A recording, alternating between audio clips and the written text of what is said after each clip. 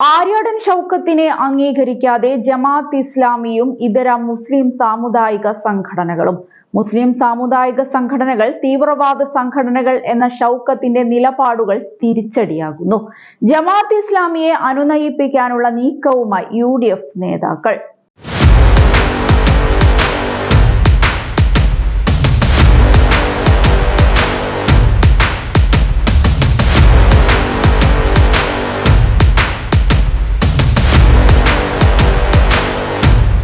സമീപകാലത്ത് നടന്ന ഉപതിരഞ്ഞെടുപ്പുകളിലും ലോക്സഭാ തിരഞ്ഞെടുപ്പുകളിലും UDF നേടിയ വിജയത്തിനു പിന്നിൽ മുസ്ലിം സാമുദായിക സംഘടനകൾ വഹിച്ച പങ്ക് വളരെ വലുതാണ്.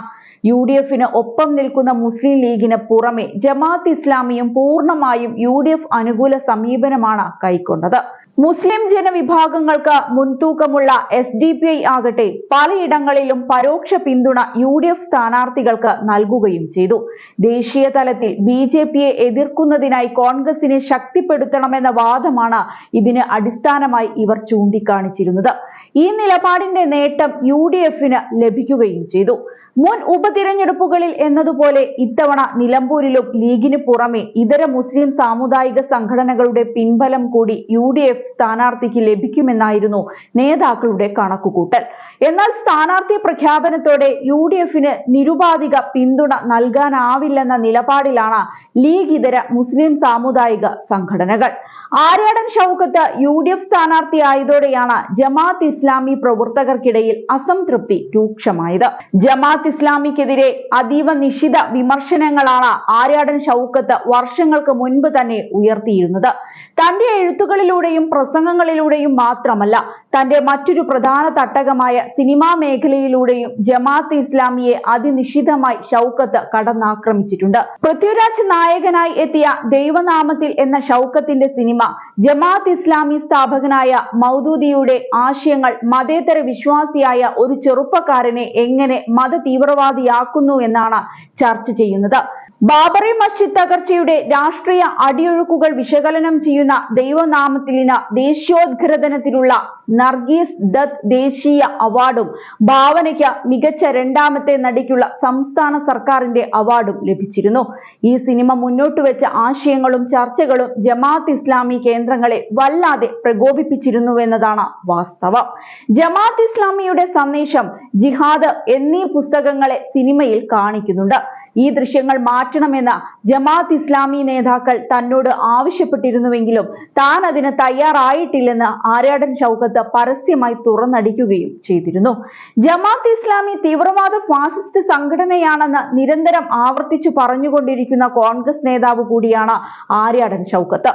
ഇന്ത്യയുടെ മോചനം ഇസ്ലാമിലൂടെ എന്ന അപകട മുദ്രാവാക്യത്തെ സമർത്ഥമായി മൂടിവെച്ച് പ്രവർത്തിക്കുന്നവരാണ് ജമാഅത്ത് ഇസ്ലാമി എന്നും ആ വിധം വാദങ്ങൾ പൊതുസമൂഹത്തിൽ നിന്നും മറച്ചുവെക്കാനാണ് പരിസ്ഥിതി, ദളിത് പ്രേമം, മനുഷ്യാവകാശം തുടങ്ങിയ വിഷയങ്ങളിൽ ഇടപെട്ട് സെക്യുലർ സമൂഹത്തിന്റെ പിന്തുണ നേടാൻ ഇവർ ശ്രമിച്ചുകൊണ്ടിരിക്കുന്നതെന്നാണ് ആര്യാടൻ ഷൗക്കത്ത് ഉയർത്തിയിരുന്ന വാദമുഖങ്ങൾ.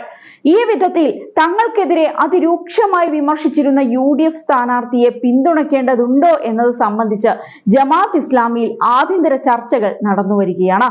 അതുപോലെ തന്നെ കേരള രാഷ്ട്രീയത്തിൽ മുസ്ലിം ലീഗിന്റെയും പാണക്കാട് കുടുംബത്തിന്റെയും അപ്രമാദിത്വം അംഗീകരിക്കാതിരുന്ന പ്രമുഖ നേതാവായിരുന്നു ഷൗക്കത്തിന്റെ പിതാവ് ആര്യാടൻ മുഹമ്മദ്. ആര്യാടനും ലീഗ് നേതാക്കളും തമ്മിലുള്ള കൊമ്പുകോർക്കലുകൾ ഇതിനു മുൻപേ വലിയ വിവാദങ്ങൾക്കാണ് വഴിയൊരുക്കിയിരുന്നത്. പിന്നീട് ആര്യാടൻ ഷൗക്കത്ത് പിന്തുടർന്നതും അതേ നിലപാടുകൾ തന്നെയായിരുന്നു. പാണക്കാട് കുടുംബത്തെ നിശിതമായി വിമർശിച്ചുകൊണ്ടുള്ള ഷൗക്കത്തിന്റെ പല നിലപാടുകളും UDF ബന്ധത്തിൽ വലിയ മുറിപ്പാടുകൾ സൃഷ്ടിച്ചിട്ടുണ്ട്. ഷൗക്കത്തിനെ സ്ഥാനാർത്ഥിയാക്കാനുള്ള VD സതീശന്റെ കടുംപിടുത്തങ്ങളെ ലീഗ് നേതാക്കൾ എതിർത്തിരുന്നതും അതുകൊണ്ട് തന്നെയാണ്. ഇപ്പോൾ ഞങ്ങൾ ഒന്ന് എന്ന പ്രതീതി സൃഷ്ടിക്കാൻ ലീഗ് നേതാക്കൾ ശ്രമിക്കുന്നുവെങ്കിലും ലീഗ് അണികൾ അത് ഉൾക്കൊള്ളാൻ ഇപ്പോഴും തയ്യാറായില്ല എന്നതാണ് യാഥാർത്ഥ്യം. പാണക്കാട് അബ്ബാസ് അലി ശിഹാബ് തങ്ങൾ പ്രചരണ രംഗത്തിറങ്ങിയിട്ടുണ്ടെങ്കിലും ലീഗ് അണികൾ പൂർണ്ണ മനസ്സോടെ ഇപ്പോഴും അത് ഉൾക്കൊണ്ടിട്ടില്ല. പിണറായി സർക്കാരിനോട് നിഷേധാത്മക സമീപനം പുലർത്തുന്ന SDPIയുടെ പരോക്ഷ പിന്തുണ UDFന് ലഭിക്കുമെന്ന കണക്കുകൂട്ടലും കോൺഗ്രസ് നേതാക്കൾക്കുണ്ടായിരുന്നു. എന്നാൽ ഷൗക്കത്തുമായി ആശയപര വിയോജിപ്പ് സൂക്ഷിക്കുന്ന ഇവരും ഷൗക്കത്തിന്റെ സ്ഥാനാർത്ഥിത്വത്തെ അംഗീകരിക്കുന്നില്ല. SDPI നേതാവ് സിദ്ദീഖ് നടുത്തോടിയെ രംഗത്തിറക്കി അവരും തിരഞ്ഞെടുപ്പ് വേദിയിൽ സജീവമായിരിക്കുകയാണ്. UDF സ്ഥാനാർത്ഥി ആര്യാടൻ ഷൗക്കത്തിനും LDF സ്ഥാനാർത്ഥി M സ്വരാജിനും പുറമെ PV അൻവറും പ്രചരണ രംഗത്തുണ്ട്. ആദ്യം തൃണമൂൽ കോൺഗ്രസ് പ്രതിനിധിയായി ജനകീയ പ്രതിപക്ഷ പ്രതിരോധ മുന്നണി ബാനറിൽ PV അൻവർ രംഗത്ത് വന്നിരുന്നുവെങ്കിലും പത്രികയിലെ അപാകത മൂലം സ്വതന്ത്രനായാണ് അൻവർ മത്സരിക്കുന്നത്. UDF അനുകൂല വോട്ട് ബാങ്കിൽ ചെറിയ തോതിലെങ്കിലും അൻവർ ഭിന്നത വരുത്തുമെന്ന് വ്യക്തം. ആത്യന്തികമായി അത് ഷൗക്കത്തിന് തിരിച്ചടിയായി മാറുകയും ചെയ്യും. ആദ്യം മത്സര രംഗത്തേക്ക് ഇല്ലെന്ന് BJP വ്യക്തമാക്കിയെങ്കിലും ഇപ്പോൾ BJPയും മത്സര രംഗത്തുണ്ട്. അഡ്വക്കേറ്റ് മോഹൻ ജോർജാണ് BJP സ്ഥാനാർത്ഥി. പരമ്പരാഗത BJP വോട്ടുകൾക്ക് പുറമെ ക്രൈസ്തവ മേഖലയിലെ വോട്ടുകളും നേടാൻ മോഹൻ ജോർജിന് കഴിയുമെന്ന പ്രതീക്ഷയാണ് BJPക്കുള്ളത്. സ്ഥാനാർത്ഥി പ്രഖ്യാപനത്തോടെ നിലമ്പൂരിലെ തിരഞ്ഞെടുപ്പ് ചിത്രം വ്യക്തമായതോടെ അതിശക്തമായ പോരാട്ടമാണ് അരങ്ങേറാൻ പോകുന്നതെന്നത് വ്യക്തം. ഇഞ്ചോടിഞ്ച് പോരാട്ടമായതിനാൽ സ്വന്തം ക്യാമ്പിൽ നിന്ന് ചോരുന്ന വോട്ടുകളാണ് ഓരോ മുന്നണി നേതാക്കളെയും അലട്ടുന്നത്. അതിനിടയിലാണ് മുസ്ലിം സാമുദായിക സംഘടനകൾ ആര്യാടൻ ഷൗക്കത്തിനെതിരെ ഇപ്പോൾ രംഗത്ത് വന്നിരിക്കുന്നത്. ഇതാണ് UDF നേതാക്കളുടെ ഉറക്കം കെടുത്തുന്നത്.